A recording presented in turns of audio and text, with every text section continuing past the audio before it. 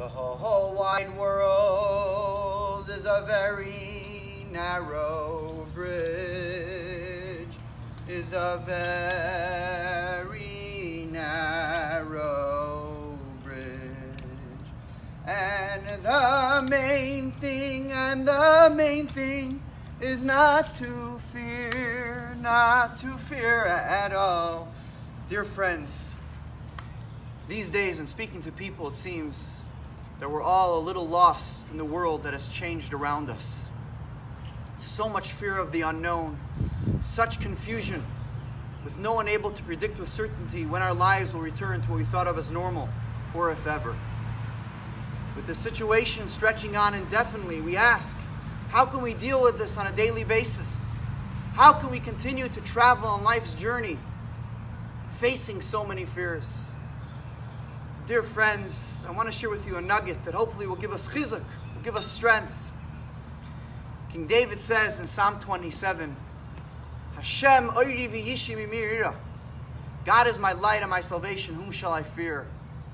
Hashem ma'ois chayai mimi evchad. God is the source of my strength, of what shall I be afraid? King David tells us 3 times in the first 3 lines of that chapter that he's not afraid. The message we hear is that, oh boy, is he afraid, and he has good reason to be afraid. But he's working on overcoming his fears by turning to God to help him do just that. And indeed, with the right support, there's no reason to fear, no matter how daunting the challenge. You may ask, Rabbi, let's be practical. Fear is a real and natural reaction to some of the things we face in life. But instead of becoming paralyzed by it, perhaps we can consider creating a support net by calling out to God, by having faith in Him, by putting our trust in Him, to create a net around ourselves with God's presence through prayers, through positive thoughts, through sharing goodness with others, through song and through Torah. You know, in the 1930s, workmen completed construction of the Golden Gate Bridge in San Francisco. It was built in 2 phases. First, slowly, and the second, rapidly. In the first phase, 23 men fell to their death. And the work came to a screeching halt as fear paralyzed the workmen, as they watched helplessly their companions and their friends plummet from the structure into the water far below. Finally, an ingenious person thought, there needs to be a net. So the workers put together the largest net ever built. And when phase 2 began, 10 people fell into the net and were saved. The work proceeded 25% faster until the job was done. Reb Nachman of Breslov says, no, that a person walks in life on a narrow bridge. And the main thing is not to fear at all.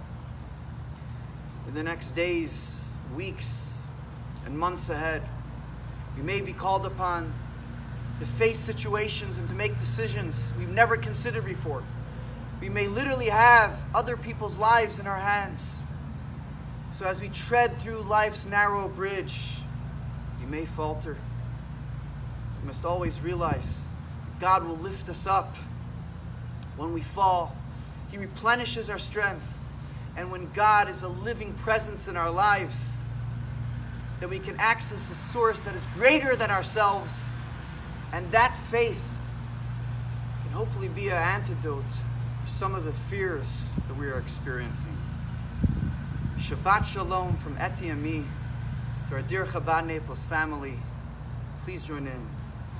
Kol ha'olam kulo Gesher Tzar Miyod, Gesher Tzar Miyod, Gesher Tzar Miyod. Whole wide world is a very narrow bridge, is a very narrow bridge. V'ha'ikar, v'ha'ikar, lo lefachet, lo lefachet klal. And the main thing is not to fear at all.